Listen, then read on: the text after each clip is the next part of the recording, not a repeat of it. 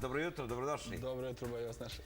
Miloš Tasković je jedini Nišlija koji je osvojio Ararat. Da li je to moguće? Pa ja se nisam bavio tim zapravo do skoro, dok me neko nije pitao. A onda sam saznao starijih planinara koji su peli te visoke vrhove da je to interesantno. Za 4.500 godina postojanja ovog grada niko iz Niša nije popularan Ararat. Ararat je planina na granici Turske i Jermenije, zaštitni znak jermenskog grba. U mitologiji vrlo značajna planina. Kažu da se Noeva barka nasukala baš na Araratu. Da, jeste. Baš to mitska planina za Jermene koji nažalost nemaju pristupa zbog njihove sporosti. Ajmo prvo da kažemo, planina je visoka 5000 metara, malo više. 5137 metara, tačna visina, tog smo uverili GPS-om na vrhu, da. I jedino mogli ste da priđete, je li tako? Pa imalo je dva pristupa, iz Dogu Bajezeta i iz Igdira, mi smo ovom težom stranom išli. To je bilo u organizaciji Turske planinarske federacije. Naša je to ekspedicija Niš na Araratu, evo kao što se može vidjeti iz majice. Međunarodna ekspedicija, Niš na Araratu. Jeste, 2009. Peli smo s teže strane upravo zbog tih bezbednosnih razloga sa Kurdima, pošto Turci sa Kurdima imaju tradicionalne probleme u tom delu, jer Kurdi smatruju da je to Kurdistan. Ta strana je dosta teža od ove prve, izuzetno teža, zato što su nagibi do 40 stepeni, ima ledničkih pukotina i tako da je. S ovom drugom stranom nema problema, to je više neka turistička strana, ali ova druga je baš zahtjevna i uspon traje 5 dana. 5 dana? Jeste. Za 5000. Kako je to izgledalo na terenu? Pa ovako, prvo smo došli do Korhan platoa, vojne baze na 1940 metara, odmorili se, sljedećih dana se peli na 3400 do baznog kampa 1. Sledi aklimatizacija odmor, pošto je aklimatizacija na tim visinama preko potrebna. Zatim trećih dana smo peli bazni kamp 2 na 4200 metara. To je početak Prešli samo ste mali Ararat? Visinu, da. Samo što je on s druge strane, pa se odatle ne vidi. 4200 bazni kamp, tu smo odmorili i zadnjeg četvrtog dana smo išli na samo uspon, napadali vrh u 3 ujutru. Trebalo je neke 6,5 sati za uspon i u pola 11 smo već bili na vrhu. Tu se zavijarala srpska zastava, među svim učesnicima, bilo ih iz 11 zemalja, moja malenkost je učesnik iz Srbije jedini, nažalost, bit će ih više, nadam se, narednih godina. Eto tako, samo tu smo da promovišemo planinarstvo, da promovišemo alpinizam, ali i da pružimo podršku tebi i tvojim prijateljima koji, eto, osvajate te velike i vrlo značajne vrhove, ajde kažemo i Evrope, ali i tog Bliskog istoka i Srednje Evrope. I sveta. I sveta, da. Ararat je zanimljiva planina, pa ne bi bilo loše nešto da čujemo o tome. Jermenima je zabranjen pristup. Kako, zašto? Šta se priča na terenu? Pa Jermeni i Turci imaju zategnuti odnose od genocida, još od Prvog svjetskog rata kad su Turci navodno pobili. 2 miliona. 2 miliona i po, znači ta cifra varira.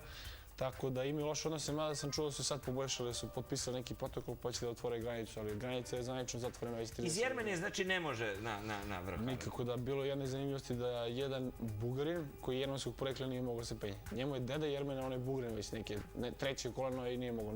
Jednostavno su rekli ti ne možeš se penjeti, šta se ne zna. Evo gledam i fotografije sa te ekspedicije.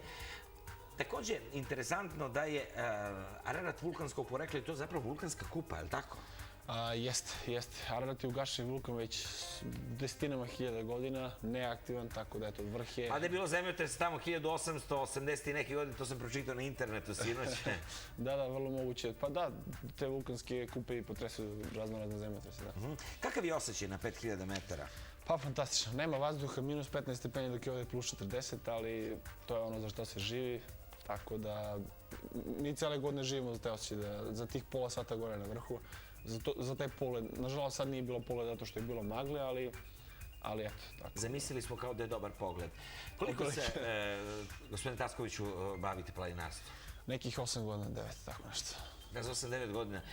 Toliko su otprilike i mi znamo i stalno je nekih informacija, osvajam taj vrh, ajmo da pokrenemo neku akciju, ajmo da radimo kampanju za popularizaciju planinarstva. Da li smo uspeli nešto? Ja, koliko to znam, 10 godina stalno u nekim akcijama. Gospodine Žiko, nadam se, tačnije siguran sam da ćemo uspostaviti bližu saradnju, pošto vi već sarađujete sa nekim članovima našeg kluba, sa Igorom i tako dalje. Radosavljevićem, je li tako? Apsolutno, da. I on je naš Visugorac, tako da verujem da ćete i sa mnom da ćemo to uspostaviti u budućnosti, da ćemo praviti neke interesantne emisije i da pomešamo sport na pravi način. Ja bih samo iskoristio još sekund vremena da se zahvalim Sportskom centru Čair i gospodinu Banetu Gnjatoviću, koji je direktor Čaira, koji mi je izašao u susret i finanski su mi pomogli ovu celu ekspediciju. od srca im zahvaljujem, to je pravi primjer kako se pomažu mladi sportisti. Evo, sponzori ćemo nešto kasnije. Gledamo predivne fotografije sa Ararata i sa... Treba mrdnuti iz kuće. Nije velika investicija kada je reč o Nišu i okolini, a imamo tu sreću da imamo divne planine.